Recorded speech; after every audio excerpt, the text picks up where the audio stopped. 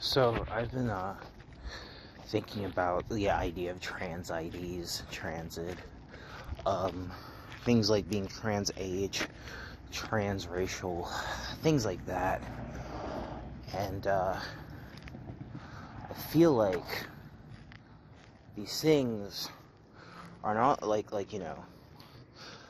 I'm not about to sit here and tell you how valid it is, because every idea is valid.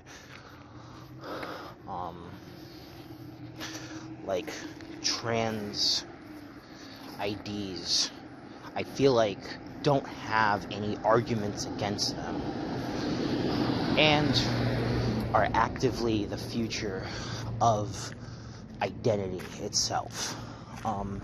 So first of all, I am half black, half white. And I was raised in Atlanta around mostly black and Hispanic people. And then now my life is mostly around white people from the internet. That's kind of how the cookie crumbles here.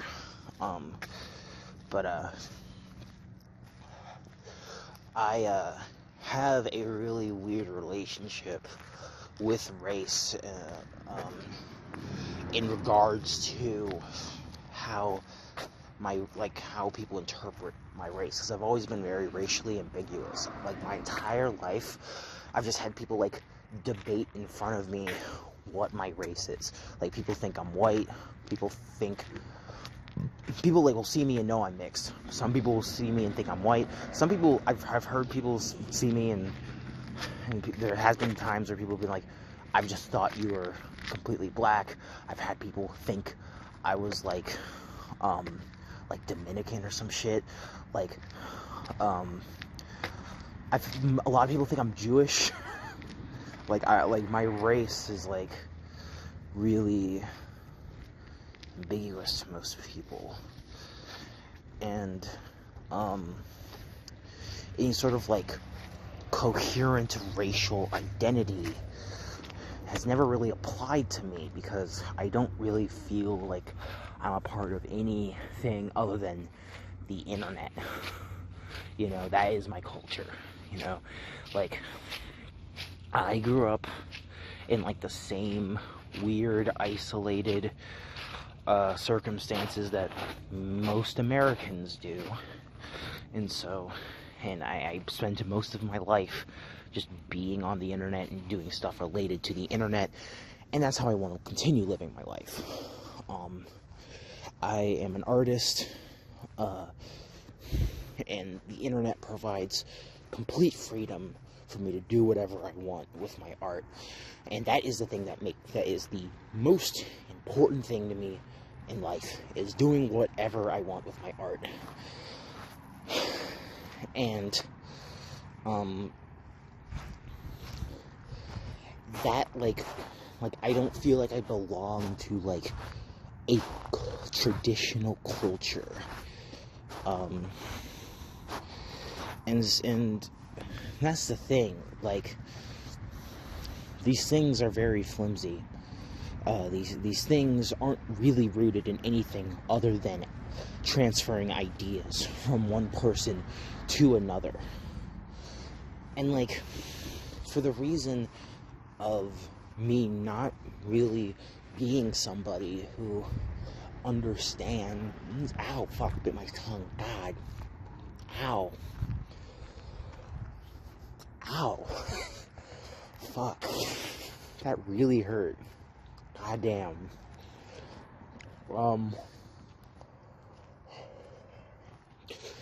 Fuck, what was I saying? Oh yeah.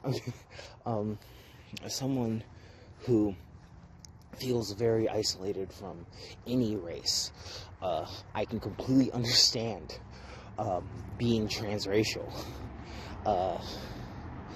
Okay, because I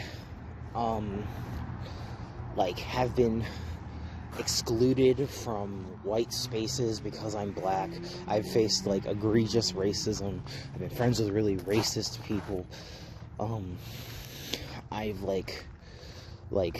I know my parents have, like, because they're like in the fucking rural South one time, almost like got hate crimed for being a mixed race couple.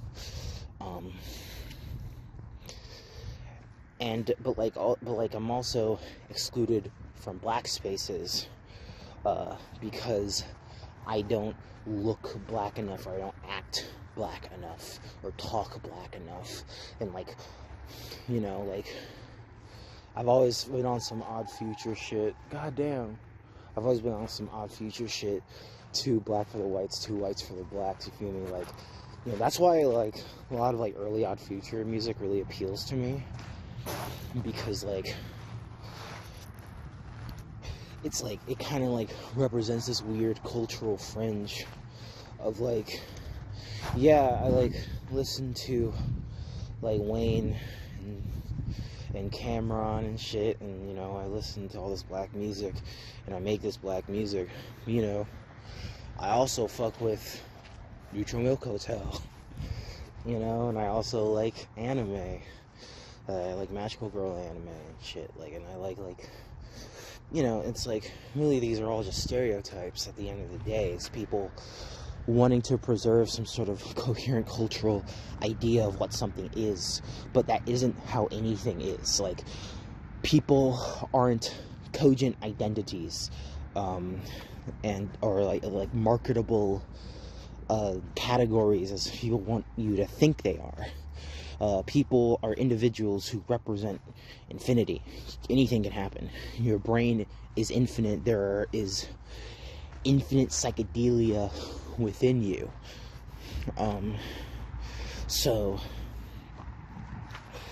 The trans movement, the whole point of being trans is not to go from one perfect idea of a gender to another. It's not to pass as a woman in this conventional way, but rather it is to embrace a version of yourself that you are happy with. But here's where I get critical of even that, because, like, becoming, quote, the real you is not something I really agree on, like, existing, because the self is an illusion, you know.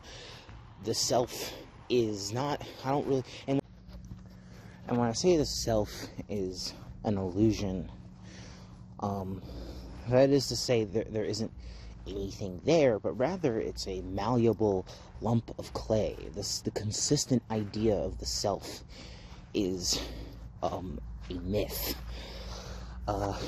You go through 1 trillion changes every single day. You're not the same person you were when you were a child.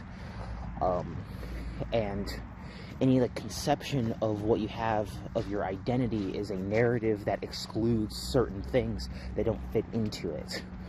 And you can get really neurotic with trying to construct an identity when you realize this. And that's where I was, like, 1.5 years ago, where I was just laying in my bed wondering, like, just kind of being extremely dissociated and being like, oh, I feel like I don't have, not just like, it's not like I don't have an identity, but I straight up, like, don't have, like, a, like, coherent, like, string of consciousness. And that's how I came to the conclusion that I'm a plural system, and that's why I made that really good album that everyone should listen to, with the pony on the cover. The pony is me, by the way. And, you know, I do feel like I suffer from dissociation more than the average person. I do just, like, wake up different days feeling like different people, and there is, like, an amnesiac quality to it. But, like, this is the truth for everybody, that yourself is an illusion, that the things that make you are just, like, happenstance. It is reactions. It is yourself is simply patterns. And this is a liberating feeling, you know, because you don't have to just settle for the thing you were born with. If you want to be creative with your identity, you should. Because, like, when you become a category, you just become marketable. You become, you stifle your potential for creativity. And so this is why I support, like, identity being a personal artistic endeavor. Like collecting pronouns, or like being a weird gender, identifying as post-human, like a Therian or something. Like, all of these things are like liberatory practices, and a lot of people kind of get stuck on the morality of it all. They get stuck on, like, is it morally good or bad to identify as this group that I don't have direct interface saying with? And it's like, well, you can't really quantify that. Like, okay, like, if you think being transgender is real, which I am, and I've been trans for, I've been on estrogen for like over 3 years now. But like if you think trans people exist, there's no reason you should not think transracial people exist, because I didn't have some innate thing that made me trans. There's not some like innate scientific reason I am trans, and there's not like some like knowledge that I have somehow of the most authentic female experience. I just felt like I don't like being in this body, and I would like to have a more feminine body. And once that started happening, I felt better about it. And like, that is like, I'm not like what is the authentic female experience, you know? Is it having a period? Some cis women don't have those. Is it being able to get pregnant? Again, some women can't do that. Is it like having like that female narratives and gender roles pushed onto you? Again, a lot of AFABs, that doesn't happen to them. I know AFABs who were raised in way more male situations than female. Like as far as like narratives go that you just absorb as a child, like, oh, I'm a boy, I play with the blue thing, like that kind of thing.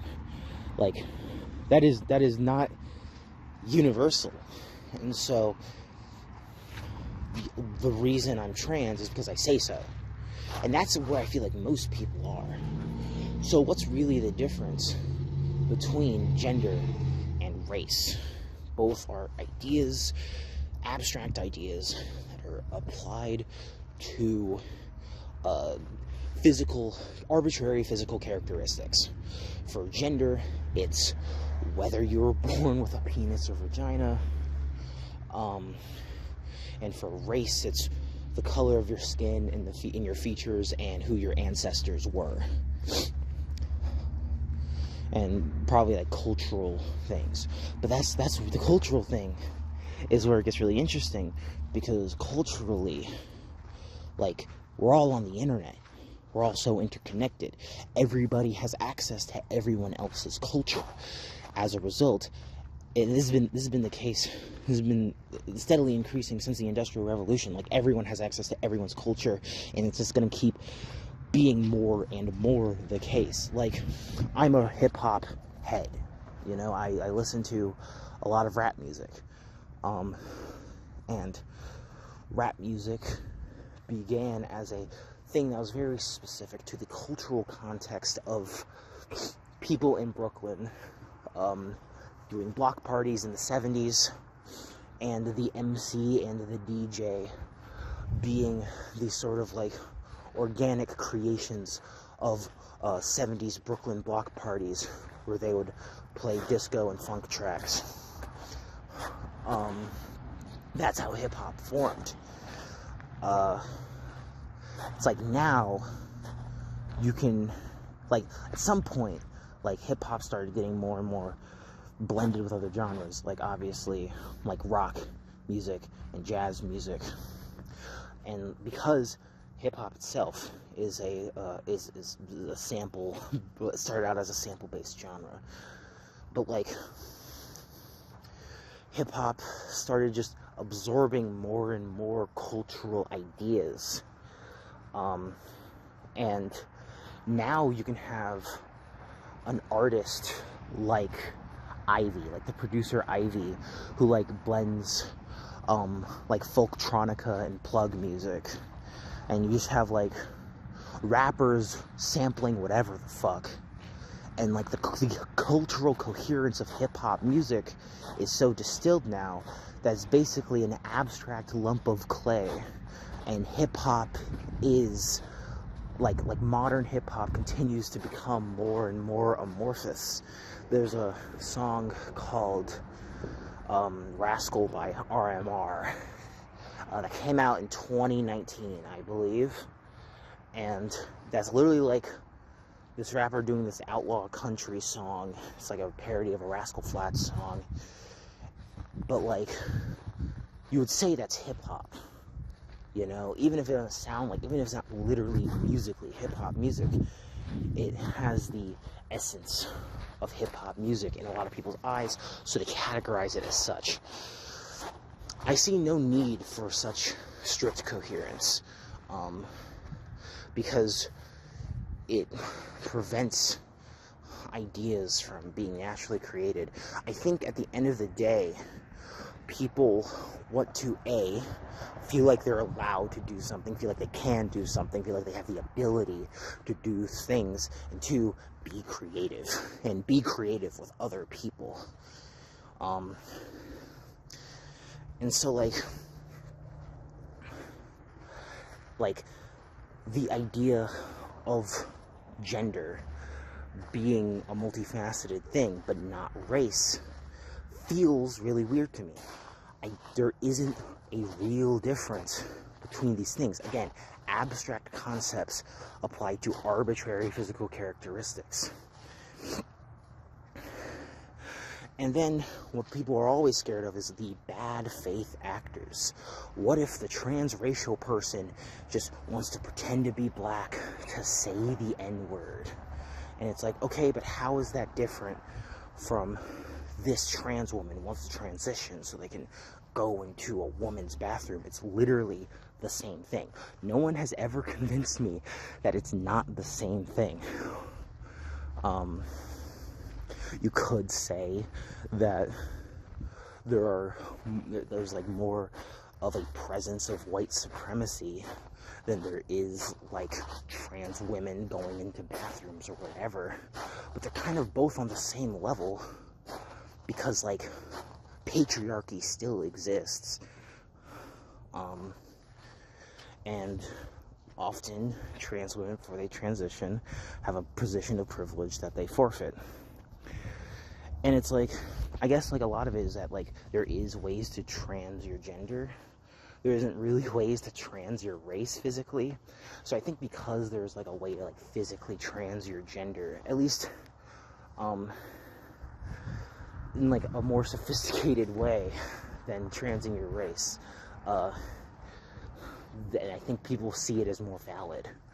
But like your race, like your gender, all you're doing is making cosmetic changes. Like I take HRT, my hormones are different now, so I look different. But like, and like, yeah, I could get like bottom surgery. All you're doing is reshaping things. All we're doing is manipulating things. We're being creative. We're creating art here. You're creating art out of your body. You're expressing yourself through your body. You want to express yourself. And the whim to do so doesn't have to be anything else other than desire. If you're transracial, and this isn't, I'm using transracial, I keep using transracial as an example because it's the most contentious topic. This could be anything: trans age, trans species, trans harmful, whatever, trans ideology. This is kind of just my rad queer defense video. Like,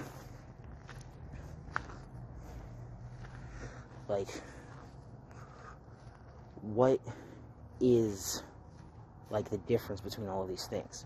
Again, abstract concepts. And so, really, what I want is for everybody to be able to create freely. That is what I want personally. I want them to do it without restrictions. I think consent is the only thing that matters here. Whether or not somebody consents. That is the only thing that matters here. If you don't personally like someone identifying as the race they are not, you don't have to be around them. You can go be a bigot somewhere else. It's fine. You can go somewhere else. You don't have to pay attention to them. Same if you don't want to be around trans people. You can go somewhere else. You can be a bigot somewhere else. You can go do something else. Like, ultimately, the person identifying as trans race is not the same person hanging a black person for being black or raping a woman for being a woman. These are things that are not equivalent to each other. And the abstract fear of the bad faith actors maybe doing the thing wrong is just you gatekeeping. It doesn't matter. And, like, I should also acknowledge, like, the real fear that black people have, the innate fear and distrust of white people specifically, taking their culture and profiting off of it while harming other black people. But, like, the problem there is not the embrace in interest and desire to participate in cultures or ideas. It is the power structures at play. It is capitalism. It is hierarchy. It is the belief that certain people are worse than other people and deserve to be subjugated. It is exploitation of a group because it's convenient. It's a system that is occurring here. This is why I really get irritated at, like, the moral sort of back and forth outrage of the internet and political discussion on the internet. Like, we're all kind of missing the point here.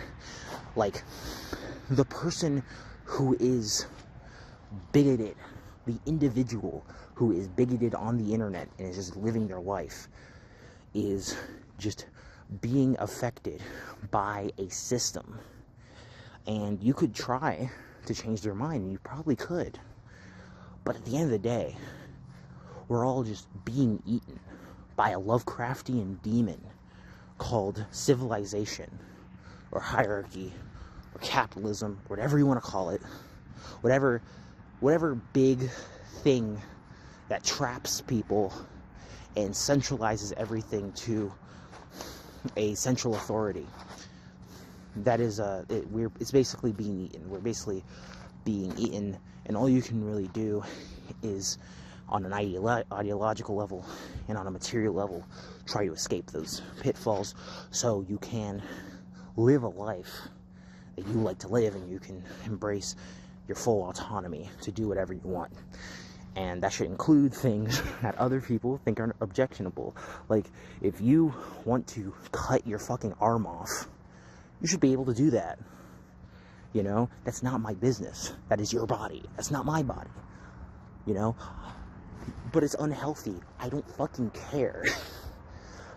Let people do unhealthy things. You're not gonna come into a goddamn Wendy's and slap the burger out somebody's hand and go, that's unhealthy, you piece of shit. No, you're not gonna do that. And eating Wendy's is way more harmful than being trans race when you think about it. So you're eating a dead animal that is the result of systematic torture of animals. If you eat meat, you literally have no ground to stand on in this situation. But see, I'm doing it. See, I'm engaging in warfare against my fellow commoner. I'm engaging in warfare, which is, this is not it's not what I should do. I don't think it's what we should do. It's like just focusing on the positive, focusing on being based in positive, and trying to positively affect other people's lives, rather than get yourself in these like self-righteous internet debates over niche topics because it makes you feel like you have any sort of autonomy to like harass somebody. That's not going to do anything. You're not serving righteous justice. We're all the victims of predation.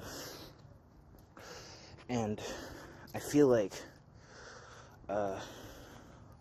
creativity and being based and being positive to each other and being kind to each other and trying to understand other people, why they would want to do something. Why would a white person want to be black? Why would a black person want to be a Korean, which I know 2 of, by the way. Like why would there's an infinite reasons. It doesn't really matter the reason. The desire is there. You can't do something about that desire if it's there. All you can do is act on it. And when it comes to desires, it's like, all right, is your desire violating the consent of someone else?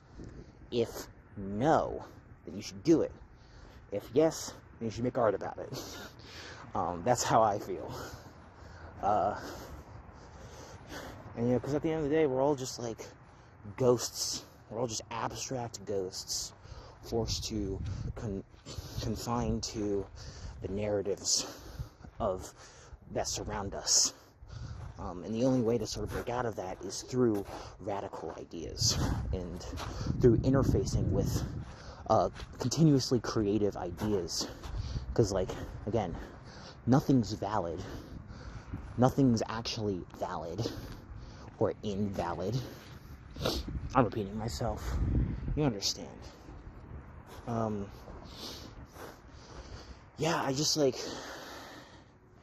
That's how I feel. And, stay based, stay positive.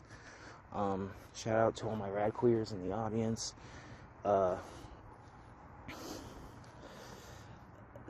Swag.